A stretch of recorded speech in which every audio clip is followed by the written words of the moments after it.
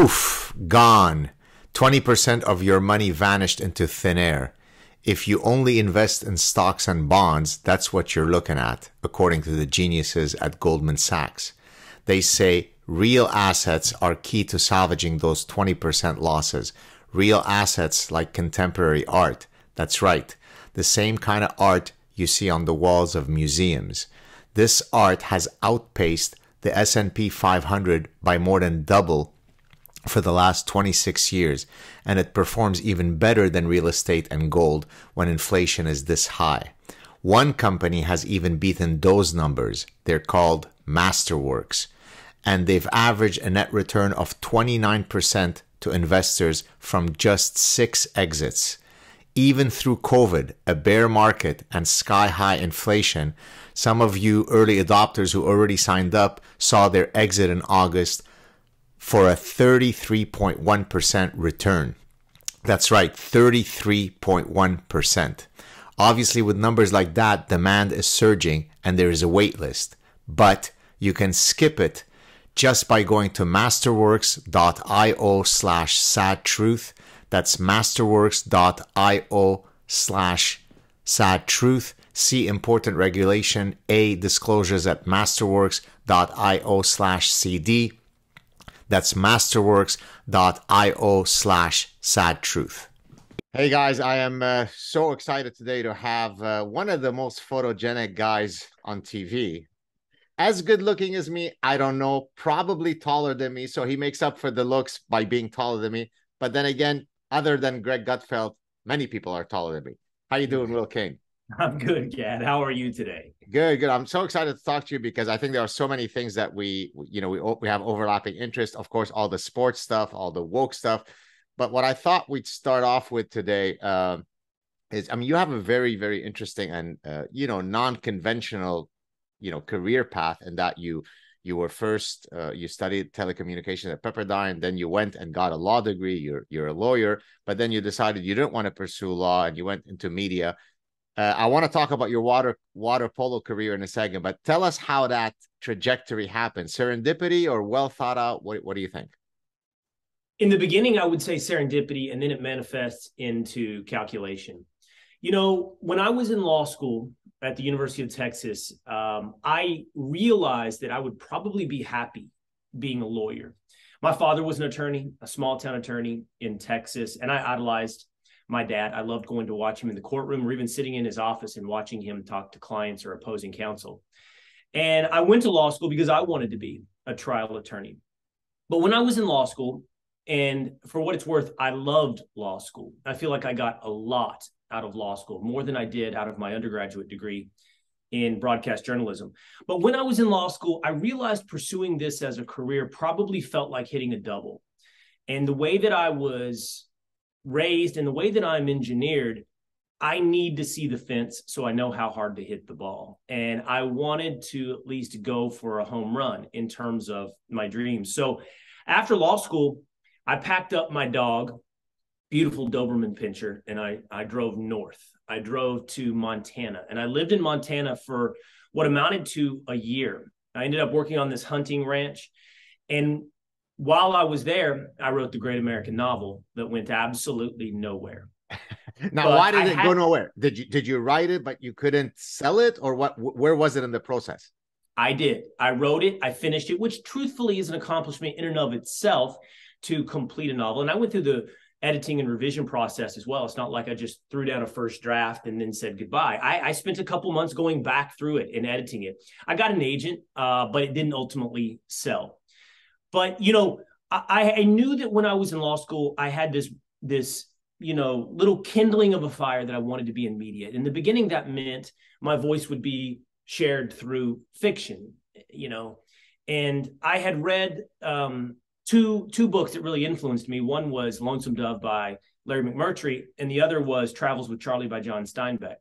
And in Travels with Charlie, Steinbeck says, if you took a boy from Washington, D.C. and said to him, hey, would you describe for me Texas? And I'm a big lover of my home state of Texas. But that boy would in actuality describe, Montana. So I thought at the end of law school, well, I'm going to go to this place that is in essence what should be Texas, and I will write the great American novel while I'm there. And it was a wonderful year. I did write the novel, as I mentioned. I worked for this wonderful long-term generational family in Montana as a hunting outfitter. And it's one of the best years of my life. While I was there, my father died suddenly, and I'm the oldest of four. So it was time to grow up, and it was time to come home. And I did. I went back to Texas. My youngest brother, who's 10 years younger than me, was still in high school. I moved back to my hometown. And then I started to really turn this desire to be in media into an entrepreneurial venture. And for me, that meant I was ready to go into the newspaper business. So, but what drove you to the media? I mean, is it that you thought you had important things to say that didn't pan out through your, nascent writing career, and therefore that's the next conduit by which I can have my voice heard? What drove you? What compelled you to be a media person? Yeah, it's interesting how you led that question. Did I have a burning desire to have my voice heard? I was thinking about this morning, Gad. In the most recent episode of the Will Cain podcast, a shameless little plug, Please. I had Michael Schellenberger on the podcast, and we discussed that nobody wakes up every morning, Gad, and looks in the mirror and says, today, I'm going to be the bad guy. So how do we analyze the motivations of those who share a different worldview? And I was thinking about this morning after that conversation, and I truly think, as in everything in life, there's a balance. But if you had to point the one human characteristic, the one human trait that leads people down a path that can eventually be termed evil, it's arrogance. I truly believe that at the root of most problems is arrogance, most likely in the form of narcissism, which is this horrible cocktail of arrogance and insecurity that manifest into narcissism. And you asked me, did I think my voice had to be heard? So if I'm being real, and I think anybody in journalism has to start with this reality, there's a little bit of arrogance in the idea that the world should hear your voice. And I did think that probably in some way, Gad, starting back with my pursuit of the law. I loved argumentation. I loved persuasion. I loved trying to figure out how things worked. And once that I thought that I had figured it out, which I'm sure, in all self-awareness, I was just as often wrong as I was right, I felt the need and the desire to share what I had learned. And so, yeah, I think there was that, philosophical motivation. And then I'd add this. While I was in Montana, I read, quite honestly, a lot of Ayn Rand. And I read the biography of a man named Al Newharth, who was the CEO of Gannett and started USA Today newspaper. And with that, I decided that I would merge my desire and love of philosophy, my love of argumentation and persuasion, and my love of the media. And when I moved back to Texas, it set me on the path of being in newspapers. What do you think of? I mean, I think I know what draws me to guys like you or Pete Hegseth and so on. But I guess let me say it and let me get your reaction. I think you both come across, and I only mention you both because I think you co-host Fox and Friends Weekend together, correct?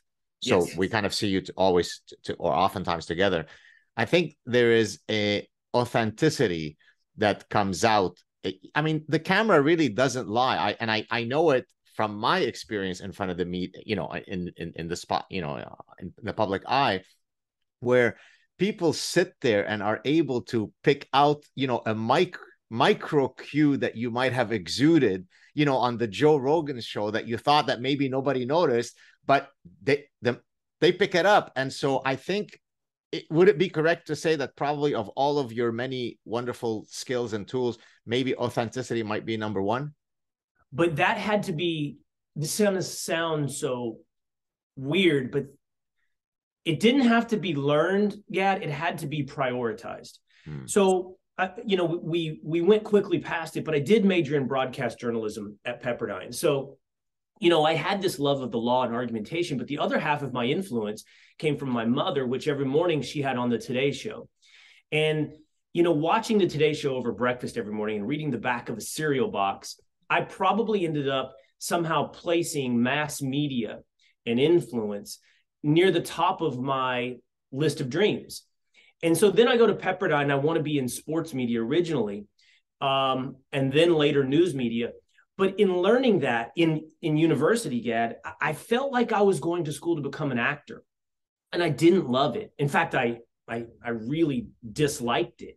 I felt like I was learning to be fake. Yeah. And that's why I transitioned and went off to law school. And so when I came back to media, which now is after a couple entrepreneurial iterations of my career, when I came back to media, I watched what was being produced. And again, probably arrogantly said to myself, I can do better. And the way that I can do better is by being real, is by being authentic. And then so, you know, when I came back, I had to prioritize that quality and that characteristic. And whether or not that was at CNN or ESPN or now at Fox, you know, I was just committed to doing this in a way that reflected me. And what you see on TV with Hegseth is really rare. And with Rachel Campos Duffy, my third host, which is that it is authentic friendship and chemistry. I think this business creates probably two versions of people. Really, really good performers, and that is not authentic, or good chemistry-based, authenticity-based individuals. Those are the people that really, truly stand out and succeed. There is, of course, a mass gap in there that fills most of media with some kind of mediocre, lukewarm soup in between. Yeah, I mean, I recently appeared for the second time on Megyn Kelly's show, and she's been on mine once as well. And of course, she used to be at Fox. She also oozes authenticity, and people say, you know, when I appear on her show or vice versa, oh, there's great chemistry. I think what drives that chemistry is that tango of authenticity. I think we both present ourselves to the world with all our qualities and faults, and there you have it. As Martin Luther said, "Here I stand," right? And I think that is such a attractive quality, because you can trust the person, right? Because you know that they're not. By the way, just to speak of trust, one of the things that where I build trust with my students is, and you were talking earlier about arrogance and narcissism. If a student asks me a question that completely stumps me, I don't try to wing it. Now, technically, I could easily do that. I'm the professor, the all-knowing professor. I can wing something, and you'll probably never know the difference whether I was BSing you or not. But then some 21-year-old kid says something that I say, wow, what an amazing question. You know what? I really don't know how to answer that. Why don't you send me an email reminding me of that and let me look into it? And I see that right there, I got them, because they know that I'm not going to BS them. When I know, and I will share that information with all the self-assuredness that comes with knowing something. And when I don't know, I will have the epistemic humility to say, you know what? I don't know. You got me. So I think that's such a wonderful. Can we breed that into people, or do you think that's just an innate quality? You either have it or you don't. I think it is part and parcel with I think you'll answer that question when you answer the question of whether or not you can build confidence in an individual, because I think it's a fruit of the tree of confidence. So, by the way, on this note, he doesn't need more flowers thrown at his feet, but this is what is attractive about your frequent podcast partner, Joe Rogan. Yeah. Joe's not a particular expert in anything beyond MMA, but what he is authentically curious. Bingo. And beyond that, I used to say this, you know, it's interesting that the brand carries a lot of weight in what somebody thinks of you. So now I'm attached to a brand in Fox News that has much greater weight than the brand of Will Cain. So there's a lot of people that simply will not listen to me because of what they feel about the brand of Fox News. When I was on ESPN and I had my own show, the Will Cain Show, one of the things I said to people was, I'm going to be honest with you about my biases. I'm going to be honest with you that I hold opinions and that these opinions influence how I see the world. I'm not going to pretend objectivity. I think that's what a mistake too much of media makes, that somehow you're the voice of God, that you're Edward R. Murrow. And Edward R. Murrow wasn't Edward R. Murrow. Nobody is truly objective, but what you can be is authentic and honest with the audience about your own opinions and biases. And then from there, put forward as good intentioned, good-willed, and effort-filled try to hear those who would disagree with you. And then somewhere in that process, you hope to hone in on the truth. So that's being honest about what you don't know, being honest about your own opinions. I think Megyn Kelly does a good job of that, as you described. And then somewhere in there, you earn the trust. And that's the key here. You earn the trust of an audience that has rightfully increasing amount of skepticism. The audience needs, honestly, the audience needs trust more than they need the pretense of a lack of bias. So if you were to compare, I know you also worked briefly at CNN.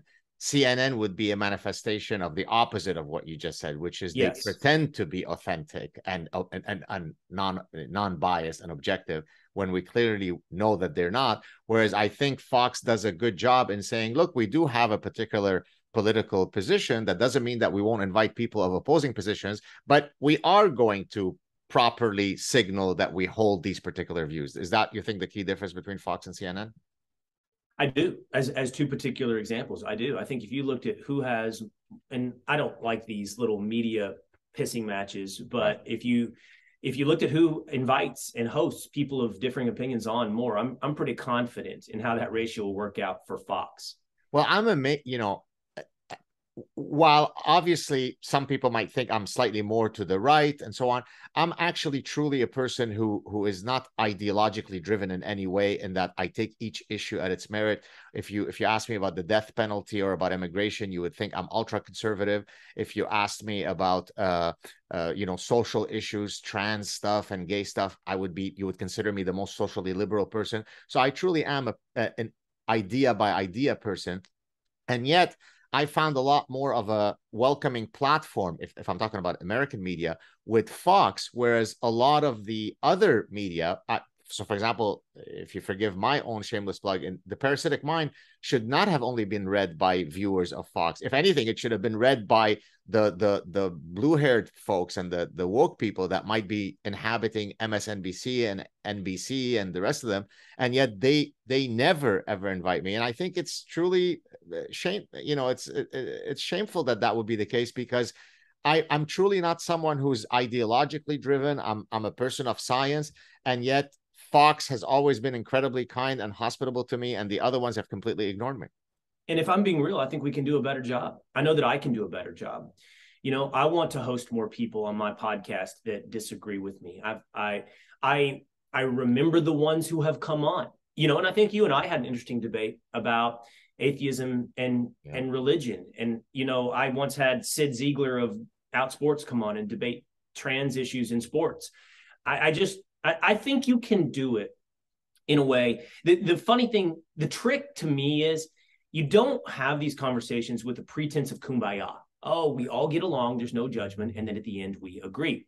But you also don't have to do it with bad will and coming out with a zero-sum game and an absolute knockout at the end of the match. I think there's a way that satisfies the necessity of entertainment, and that's the truth. This business is about maintaining interest and also the pursuit of the truth. Got you. I want to close the parenthesis on something we talked about earlier. Is there any hope that you might ever go back to that unfinished book? Maybe this is my psychological need for closure, and I'm living it by proxy through you. I hate the idea that you spent all this time working on this book that never went anywhere. Do you ever envision kind of a fantasy of one day, now that you're much better known, reviving it and at least finding it a home somewhere? Or it's dead, it's gone, we're done? It's dead, it's gone, we're done. Why? And I want to follow up on why. And you said a couple of things interesting right there. First of all, I wrote it when I was 25. Going through probably, what's interesting? I'm 47. So I was probably going through the quarter life crisis before the quarter life crisis was common. Like, what am I going to do with my life and who am I going to be in this world? Yeah. And I wrote this book, a novelization of young men in Austin, Texas, struggling with this exact thing. I think we have an entire generation of people who you have great exposure to through the university system now, going through that delayed onset adulthood and struggling with what is way too big of an existential question. What is my purpose? What am I doing in this world? No one should try to answer that question at the age of 25. One should do, not analyze. I think we should be individuals of action, and in the purpose, in that process of action, we find our purpose. But there's something else you said, which is sort of like this OCD completion syndrome, or not the wasted year of investment. I'm like you. Let me tell you something. I start a series. I feel like on Netflix, I just finished Dahmer. Now I'm watching The Watcher. And I just finished it with my family. Which one? The Watcher. Okay. So I'm on like episode 2, Gad. And you know what? I'm already telling myself, this isn't very good. I'm going to be dissatisfied by the end of this series, and yet I'm going to finish it. And so I want to come back to your review of it and tell me if I'm wasting another investment. But here's what I've learned. I'm like that, and yet I have no regrets about not publishing that novel. I will write a book again, but that year and that process and that work and that journey, and then the other things I got out of that year, I can look back with clear eyes that nothing was wasted, and that novel should be dead and gone. Well, because you mentioned the word regret, I'm going to jump to the usually the customary last question I ask some of my guests. But since you kind of set it up for me, I'll do it now. Other than, okay, you don't regret not having finished that book. Are there, and you're still a young man, 47 years old, but as you look back at your life, do you have any other looming regrets? And before you answer it, I always like to explain to my guests the work of one of my former doctoral professors in psychology. His name was, or is, Tom Gilovich. He was a pioneer in the study of psychology of regret. And what he demonstrated is that there are really two sources of regret that people experience. One is due to action and one is due to inaction. So a regret due to action would be, I regret that I cheated on my wife and I was an asshole, and now my marriage is dead and I really regret that I did that. A regret due to inaction is I regret that I went into the law because my dad was in law, and really what I always wanted to be is a dancer or an artist, and I regret that I never pursued my artistic side, and here I am 55 years old and I never lived out that dream. And it turns out, Will, that over the long haul, people's largest looming regret is one typically due to inaction. It's actually something that I talk about in my next book. So having set that up for you, do you have such a regret, and would you be willing to share it with us here? Yes. And by the way, I would love to see the psychological polling on that. I would guess it has to be over 80%. It may be more overwhelming than that most regrets are due to inaction, not to action. And certainly over the long run, you're exactly right. So mine are the result of inaction. I have two regrets. And I know these. I've actually in the past 2 to 3 years, come to grips with acknowledging that these are regrets. Not that they were big, like, oh my gosh, I can finally admit to myself, but just at this point that I am in my life, I realize these things are going to happen in the most literal sense. So 2 regrets. And maybe some of this is because of the people I sit on a couch with every weekend on Fox and Friends. Number one, that I didn't serve in the military. That I didn't serve in the United States military. And, you're part of this world, Gad, that I'm somewhat part of, where I am lucky enough to get exposure to a lot of really impressive people who led very different lives than mine. These are former Navy SEALs. These are former Army Rangers. These are former Green Berets. These are former just, U.S. military personnel. And it's not just the semblance. It's not just patriotism. It's that. It's not just service. And it is that. It is to be a man of action and to test oneself and to see what one is capable of. And I wish that I would have done that in that arena. In a way, that's why I moved to Montana and worked on a ranch, because I wanted to be and test myself with this life that I didn't have. I mean, I grew up around horses, but I didn't grow up. I didn't grow up blue collar. I didn't grow up, working with my hands. And so I wanted to test myself and live that life and live in that arena more. I wish I would have done the same thing with military service. And the second, maybe even bigger regret is I didn't have more children. I have two boys, and I love them more. I'm reading this book off and on. I go back and forth with it, but it's Tim Keller, and it's called Counterfeit Gods. He's the Christian pastor, Tim Keller. It's about counterfeit gods. And Gad, you'll love this. And we may have talked about this. And forgive me as I wind. I promise I'll come back home on these things. I'm so into it. I just rewatched it twice recently. This commencement address by David Foster Wallace called "This Is Water" or "What Is Water." And I don't know if you've ever seen it, Gad, but it is amazing.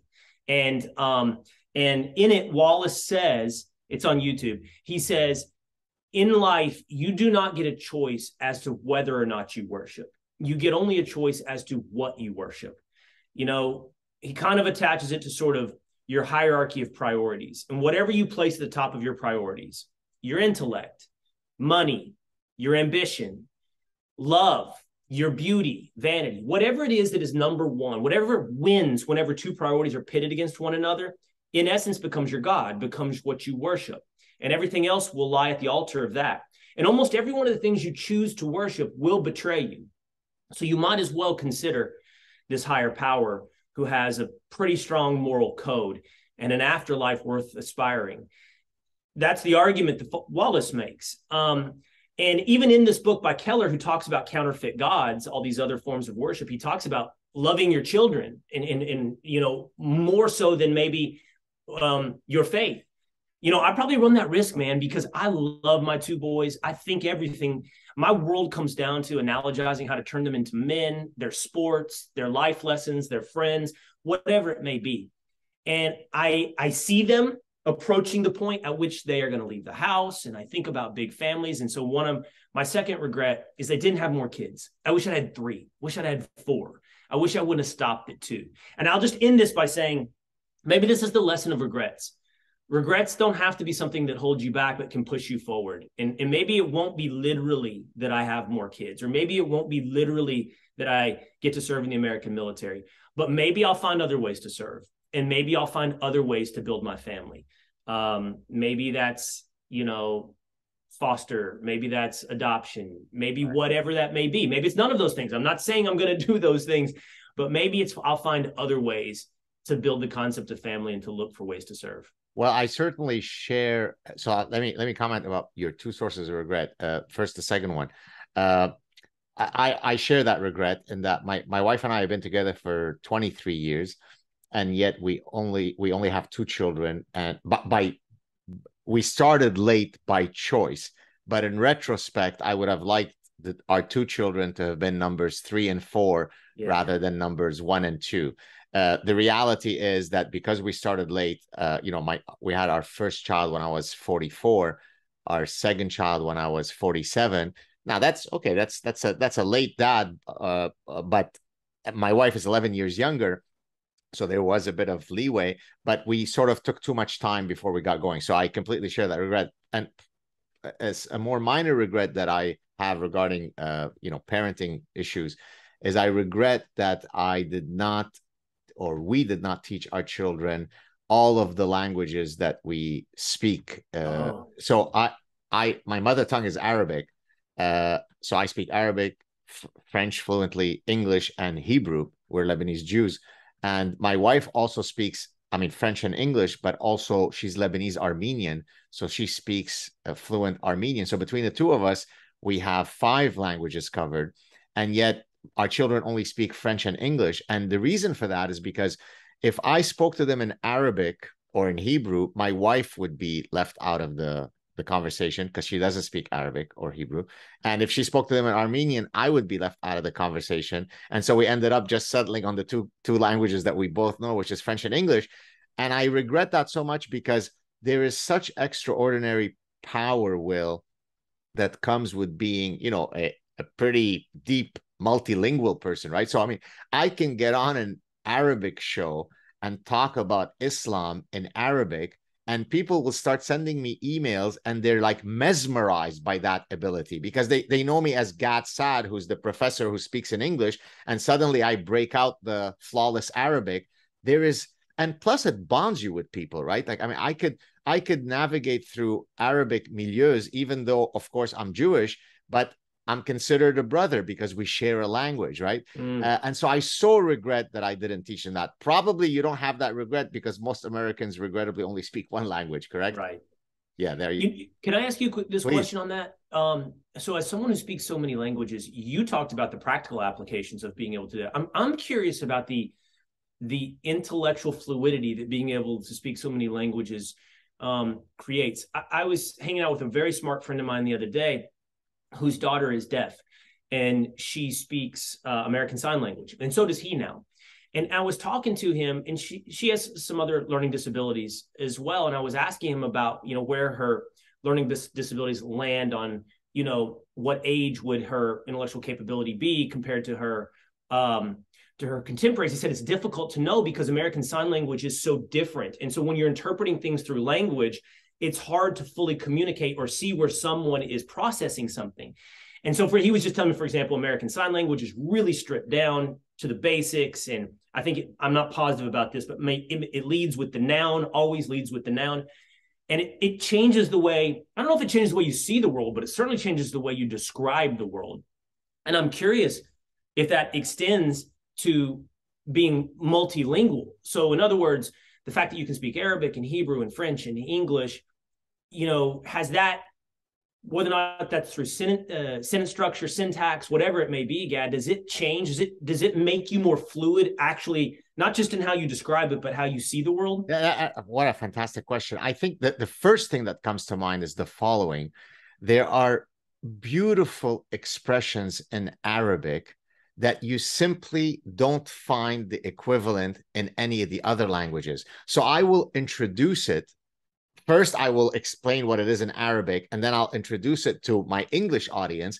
And then, because it so well describes the phenomenon. So example, and I remember Greg Gutfeld, whom obviously we both know from Fox, when he first heard me using that Arabic expression, I remember, I think it was on the 5, he had sort of used it a few times because it was so poignant. And let me mention it here, and I'm going to bring out a prop. So this is a memory stick. But for a second, assume that it was, I don't know maybe I even mentioned it on your show. Imagine it that it's the cork of a wine bottle.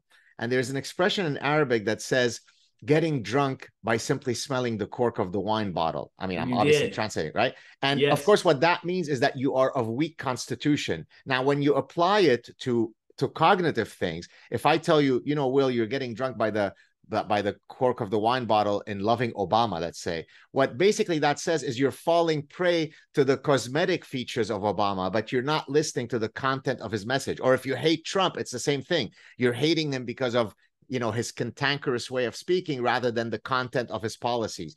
And so to answer your question, I think what I have found most useful is to take these beautiful expressions that exist in other languages, transport them to English, and then they become part of sort of the Gadisms that people know. So here's another one that I may have mentioned on your show because we discussed Fauci, where you'll correct me, you'll tell me if I mentioned this. There's an expression in Arabic that says, your smell is starting to come out. Yeah, you did. I remember this. Exactly. Yes. And so that one refers to you overextending your stay, right? So we've got these, annoying guests that come over. It's clear that everybody's leaving the party. It's 10 o'clock. And yet here we are at midnight. The kids are yawning. And yet you're still here. Your smell is starting to come out. So there's this great linguistic kind of poetic prose that comes in Arabic that you don't necessarily see in English. So that's probably the most useful link that I found. Yeah, we have to take, it's interesting.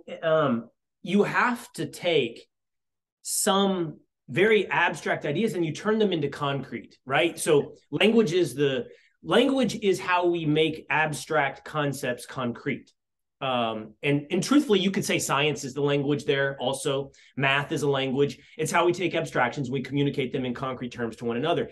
And the same friend was describing to me, I can't remember what book he was reading, but he said, it's all subjective. And I was like, come on now, there's objective truth. And he's like, I'm big on objective truth, right? The existence of objective truth. And the existence of objective truth can be a reality, but in turning it into something that we can concretely discuss and conceptualize with one another, we pick subjective terms. Right. That could be Arabic. That could be English. Yeah. He said, for example, let me give you an example. What's the circumference of the United Kingdom? It's an island, right? What's the circumference? And someone, well, there's an objective truth. It's a physical feature. It's real. He goes, is it? Is it objective truth? At least in the way we understand it? Because if the scientist chooses miles or kilometers, you're going to come up with one answer. But is that accurate? What if he uses centimeters? And I said, well, it'd just be, however many miles. He's like, no, it wouldn't, because you go in every little nook and cranny and you'd come out with a much more precise centimeter circumference of the island. And so the point is, yeah, there's an objective truth, but how we choose to communicate or understand even or describe that truth gets subjective in terms of language choice, subjective in terms of then you introduce all the other factors of life that can make something subjective. Well, since we're talking about language, maybe I could quickly jump to a related point. One of the things that I found that's been that, if I may say, I have the natural skill to do, but many of my academic colleagues regrettably don't, speaking of language and communication, is that if you're going to have a large footprint in media or the public eye as an academic, you need to be able to adjust the style of communication you have for different platforms. So the way that I would speak in a long form chat, whether it be on the Will Cain podcast or the Joe Rogan podcast, is different than when Tucker Carlson invites me and I've got 3 minutes to No doubt. say two, right? So I better not be long-winded. I better not be tangential. I better have my points totally honed in and laser focused. On the other hand, when I appear on, 2 weeks ago, I appeared on Gutfeld's late night show. That has its own challenges, in that you both have to be professorial and say something of substance, but it's light. It's you have to be. Hopefully, you can be also funny and engaging. And I think one of the things that is lacking, and I don't think you can train this, you either have it or you don't, is that many academics, while they're very, very good at delivering using whatever language they use to deliver their message within their narrow areas of specialization, once you ask them to step out of that, they're dead. So the guy who can give a great talk on whatever chemistry topic that he's interested, that he's an expert in, bring him on Joe Rogan, he's going to implode. It's going to be a disaster. Yeah. Do you agree that this is a natural skill, or as someone who's in the media, can someone receive media training to greatly improve on those abilities?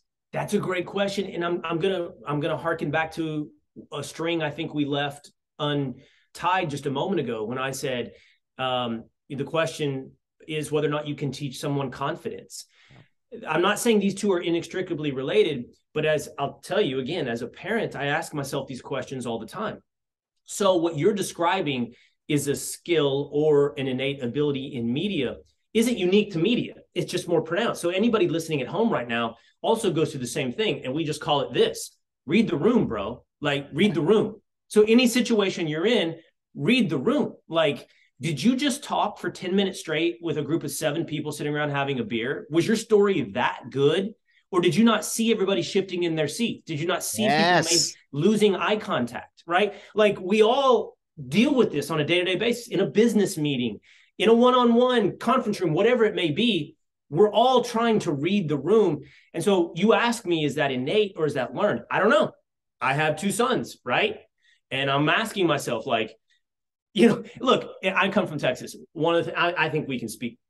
I don't think Fox will get mad at me if I speak bluntly. Like, we say this about guys sometimes. Oh man, he's got bad bullshit. Like that's a problem. Like, you're sitting around the campfire. I just went hunting this past weekend. You don't want to be the guy at around the fire who's got bad bullshit. And so you go, can that be learned? I want my sons not to have bad BS. I don't know the answer to that. Can you teach confidence? I don't know the answer to that either. I know that I'm trying. Yeah. But I don't know in the end how much I actually can form on the margins. I think you can certainly move. If a person is anchored at position X, I can move them plus delta this way or minus delta that way through some sort of media training or communication training. But charisma, confident. I truly, now, of course, many people who are in the consulting game want to convince you that, no, take my seminar and I'll teach you the 1, 2, 3 about how to be charismatic on Joe Rogan. I simply don't. I think that's a promissory, fool's game. I don't think you can. That charisma, you either have it or you don't. That's the bottom line. Can we switch now? I love very personal conversations about your trajectory and so on. I want to talk a bit about football, and then if we have, and soccer, because I can't not be talking with the great former ESPN sports commentator about football. I know you love the Dallas Cowboys. You know your stuff to talk soccer too, right? Yes. Oh, absolutely. I think so. Every international member of your audience is going to go, oh, great, here comes an American. But I'm cool. Let's do it. Let's throw down on soccer. And then if we have time, we can do woke stuff. Otherwise, we can leave it off with the sports stuff. So let me tell you a quick story to set up our NFL discussion. 1975, kid escapes from the Lebanese Civil War, moves to Montreal, Canada. That has never seen football before. Pittsburgh is playing Dallas in that Super Bowl. So I guess it happened in 76, but it's the 75 season. So we moved to Canada end of October. I become enamored. Don't ask me how that's possible. I don't come from a football tradition. I'm a soccer guy. I'm from Lebanon. I become enamored with the Dallas Cowboys and specifically Roger the Dodger Staubach. So much so that in retrospect, I look back and I say, my God, how sports can turn us into these tribal creatures where even as a kid who was barely learning how to speak English, I had become so vested in Dallas winning. And I was so upset when Terry Bradshaw defeated them in that first Super Bowl that I saw. So that's our connection first with the Dallas Cowboys. But then I went off that wagon, Will. Oh. Yeah, sorry about that. My apologies. I hope we could still be friends. I was ready for this wonderful moment. Now I'm ready for the turn in the road. Go ahead. My apologies. Danny White, I still stuck with them, but then Joe Montana came in. The flair, and it's not that I'm a fair weather fan that jumps on every winning team. I like aesthetics, right? For example, today now Drew Brees retired, but I went with the New Orleans Saints for a few years because I love Drew Brees. And I love Alvin Kamara. I just love how he moves. And therefore, I'm an aesthetics guy. Okay. So what do you think? Tell me what you think so far. I've got a lot of thoughts here. Okay. So first of all, you begin describing one of the most things I love about sports, and that is tribalism. Let me explain. Tribalism is a survival tool of humanity. Right. It is the way we actually, you and I are sitting here today because of tribalism. We can recognize that and also recognize that tribalism, not unlike confidence, turning into arrogance, turning into narcissism, tribalism can also be very, very problematic. If you draw tribal grounds on race or ethnicity, or gender, or whatever we want to draw our tribal lines, it can manifest into some very ugly human traits. That being said, sports is a cathartic, benign place where we can revert to early tribal instincts. Exactly. And I love it. I am from Texas. I believe mostly in geographic tribalism, meaning I am a fan of the Dallas Cowboys, the Texas Longhorns, the Dallas Mavericks. I'm a fan of the Dallas Stars and the Texas Rangers because those are the teams I was born to. Now, my sons were born and raised in New York until the last 2 years, but their father brainwashed them. And that's a fine caveat to this rule. If your father brainwashes you.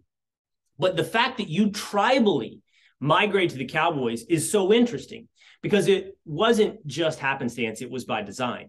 What I mean is Tex Schramm, one of the early leaders of the Dallas Cowboys, designed the uniform to pop on television. All that silver. And it doesn't match, by the way. You can see today, the pants are sort of a seafoam green, the silvers in the helmet. It's navy blue in the helmet. It's royal blue on the jersey. It's a mess, but it was designed for black and white television to pop. Nice. And that star is just so iconic. Add on top of that, you've got Captain America, U.S. Naval Academy graduate Roger Staubach as the leader of this team. You were going to gravitate to that, probably out of a tribal instinct of you were adopting Canada, not America, but there was probably some values in there underlying the idea of America that you gravitated toward. Then you said you gravitate towards aesthetics. I don't on most sports, and we're going to transition here in a moment. Okay. But I will tell you that the one sport where I didn't have a tribal affiliation, a geographic tribal affiliation, was soccer. So when my sons and I decided to adopt a soccer team, tread carefully now. We vetted carefully. Most of your international audience, which is probably a good chunk of your audience, is going to hate me for it. But we did gravitate towards aesthetics playing a strong role in selecting Manchester City. Well done. Oh, yeah? Yes. I'm a huge Manchester City fan for aesthetics. More specifically for Kevin De Bruyne. Oh, Gad, we've never talked about this. That's who I'm talking about. So first of all, I'm sorry to interrupt. Please. I didn't know you were a City fan, by the way. And everybody's going to accuse both you and I of being glory hounds as a result. So I was so because excited. I could have loved Liverpool. Liverpool when they won. You could have loved Barcelona. You could have chose Real Madrid. You could have chose Bayern Munich. There's a lot of places to search for glory. But I used to make fun of soccer. And this is what a good red-blooded American/Texan conservative is supposed to do, is make fun of soccer. Any game that ends in a 0-0 tie, no game for me. Right. But my sons, back to the parenting thing, both got heavily invested in soccer at a young age. It's their sport. So I watch soccer a lot, both amateur, youth, and then English Premier League. And when we were the first time in our lives sports free agents, this was the first time I got to be a fan free agent. Right. There were so many things went. I love powder blue. I just do. So that aesthetic played a role. Yes. I wanted to pick a team, admittedly, that had a shot at being Champions League and winning the Premier League. And I also gravitated to Premier League because it was on TV, as opposed to La Liga or Serie A or Bundesliga. So I'm in England. I'm looking at about 5 to 6 teams that have a real shot. Among those, at the time, I didn't want to be the front runner. So that would have been Manchester United. Yeah. That I wouldn't have picked them. Tottenham was sort of the hipster program in New York. Every Brooklyn dude has a Tottenham hat on, so I didn't want to pick that. Liverpool's fine. I eventually, because of, powder blue, but then importantly, Kevin De Bruyne picked Manchester City. And Gad, I love De Bruyne. I might love him more than Luka Doncic, who's the star of my basketball team, Dak Prescott, any of the Texas. There is no athlete in any sport that I love watching more than De Bruyne. Oh, yeah. My respect for you was already here. You've now gone over the threshold. You're in the escape velocity of respect. You know why? Because that means you've got a keen eye, because you're not technically a soccer guy from your childhood. So it wasn't bred in you straight out of the womb, yet you are exactly recognizing what any person who loves aesthetics gets, right? Because when you first look at De Bruyne, you think he doesn't have the grace of Messi, who is by definition he's PlayStation, right? He doesn't make sense, Messi, right? He looks a bit maybe, but then you check out his elegance and IQ, right? That's whereby right there. Every single ball that he ever touches, you go, of all possible choices that he could have made, there wasn't one that was better than that one.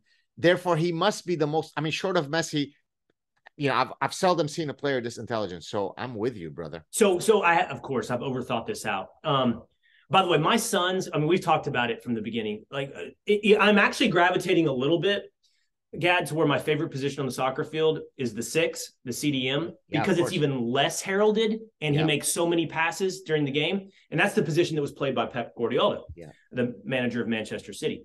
So one of my kids' first soccer coaches, really smart guy, turned me on to this, and I won't belabor it, but there was an American fighter pilot named John Boyd, and he developed the F-16 fighter jet, and he was big on dogfights. And he developed this concept called OODA loop, okay? And I don't know if you've ever heard of this. It's an acronym, OODA loop. Now, that acronym stands for Observe, Orient, Decide, and Act. The winner of the dogfight is the one that can loop that process the quickest. So in any fluid game like soccer, this isn't American football, but basketball would be this type of game as well. In a fluid game where the action around you is always changing, not unlike a dogfight in the air, the player on the field that can observe the situation, orient himself on the field, decide, act, and then start again, because the minute you act, you've changed the dynamics on the field. So you got to re-engage the decision process. The player that can do that is going to win. I've never seen anybody. And the closest, quite honestly, would be Luka Doncic or LeBron James, who can OODA loop.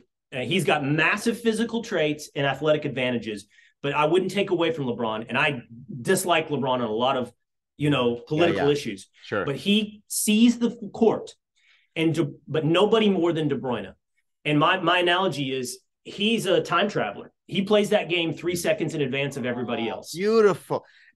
Wow. I love that you're saying all these things. That's why you were an ESPN sports commentator. There you go. I told my both my kids, I have a daughter and a son. They're both soccer players. I told my daughter, watch De Bruyne, what he's doing off the ball. And so what I told her, and then she learned it, and then she started, I said, look how he's doing. He's looking here, he's looking there. He's taking snapshots of every single possible permutation on the field, so that when he receives the ball, when he calls it, he already knows where it's going because he did all those snapshots. And then therefore he has the ball for the least amount of time. So like a Neymar, everyone gets attention because you can see what he's doing 1v1. But I tell my sons when I'm watching them play, like, I don't actually care if you ever beat anybody 1v1. All I care about when I watch you playing soccer is your head. Is your head doing this, shoulder to shoulder? Are you looking at the field the entire time? That's how I'll know if you're playing well or not. Exactly. You know, and in the Parasitic Mind, in the first chapter, I talk about the importance of freedom. The two guiding, values in my life or pursuits are freedom and truth. But then I wanted to make that point. So it's not just freedom of speech that I care about or freedom of inquiry. Freedom manifests itself in many areas of my life, one of which I'm going to mention now is in soccer. So I used to be a very competitive soccer player who, was heading off to Europe to play professionally and so on. And I played the playmaker position, which is traditionally known as the number 10, even though I didn't wear number 10 typically.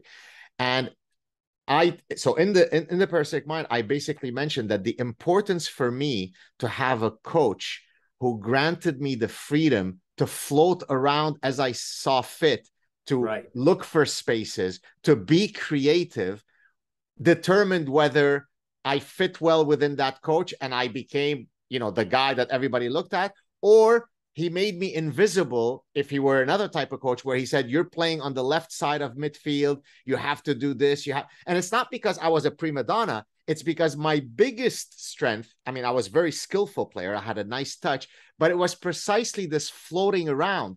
And so when I see De Bruyne and I tell my kids, watch him. Sometimes, yes, he is a bit more to the right or whatever, but you find him back in defense, then he's in left wing, then he's in the center, then he's just floating around looking for spaces. So that was a manifestation of the importance of freedom to me, even when playing soccer. Don't constrain me, man. You'll decapitate me if you tell me play left midfield. I'm finished. I can't process that. Right.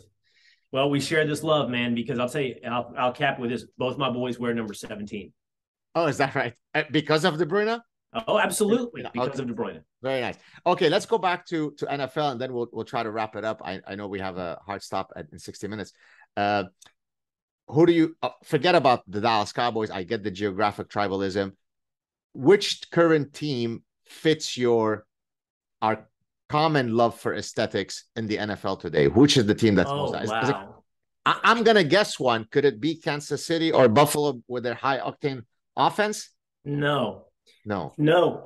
So football is such a different game than soccer, and so in essence, you have to boil a game down to its essence to really, I think, play it the way it's meant to be played. I love watching Patrick Mahomes, right? And I'm a University of Texas fan, so we've got our coach is Steve Sarkisian, who came from Alabama, and he's got this high octane, all gas, no brakes offense. I'm telling you, the quarterback they have at Texas will be maybe the next Mahomes. But soccer is freedom, as you just described. Soccer, it's funny that people call it communism. It is communal. Soccer is 11 guys working in concert with one another in a very fluid environment. Football is duty-bound. Football is job-oriented. Football is the closest corollary to the military. It's led by generals. It's led from top down, and its success is predicated on not everybody freelancing, but everybody executing the job that was assigned. You don't want a wide receiver who's just looking to get open. You want a wide receiver that runs the route he's assigned so the quarterback knows he's running that route and can deliver the ball on time. So I'd say Brady is the best distillation of that. There's a reason Brady's won 7 Super Bowls. We'll see if Mahomes, who's way more athletically talented than Brady ever was. But real quick on this, one of my favorite stories is early in his days with the Patriots, Brady ran a play. And, in football as a quarterback, you have progressions, your first read, second read, third read. Yeah. He skipped his first read, which was a 10-yard play. It was open, and went to the second. And that guy was open for like a 25-yard play. And the offensive coordinator, Charlie Weiss, stopped practice, said, "What the hell are you doing, Brady?" And he said, "Well, I saw he was open, right?" And so I went to my second. He goes, "That was your first read. Execute your first read." And he goes, "But coach, this was a bigger play." And he took his whistle off and he threw it at Brady. He said, "If you want to be the coach, you be the coach." And the lesson there was there's a reason we're doing everything that we're doing. And I want you to take the profit as designed by the play, and it will add up in a coherent game plan down the road that we win this game.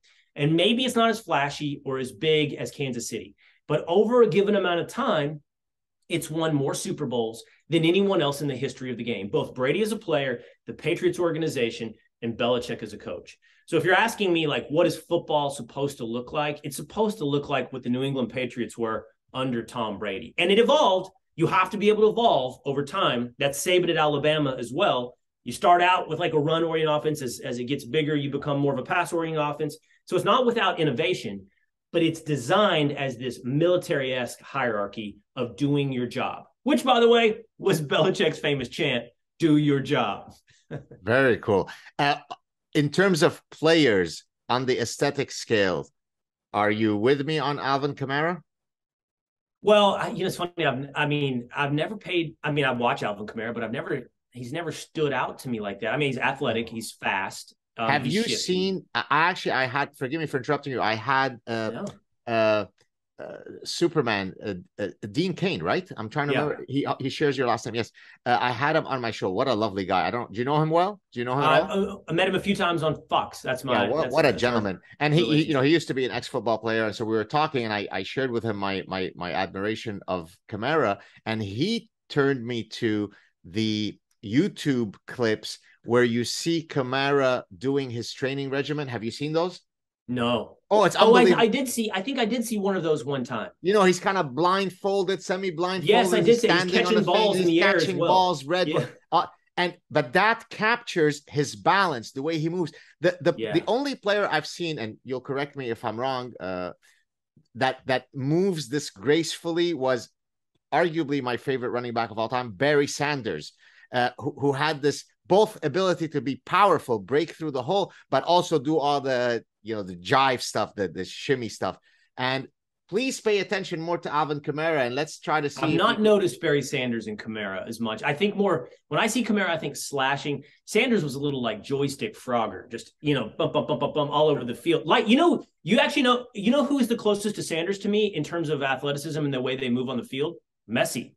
Yes, very true. Those two resemble each other on the field. So true, so true. Okay, last question, and then I'll let you go. Are there any projects that you're currently working on that you'd like to use this small platform? I don't have the Fox platform, but whatever platform I have a lot of dedicated fans that you'd like to talk about before we wrap it up.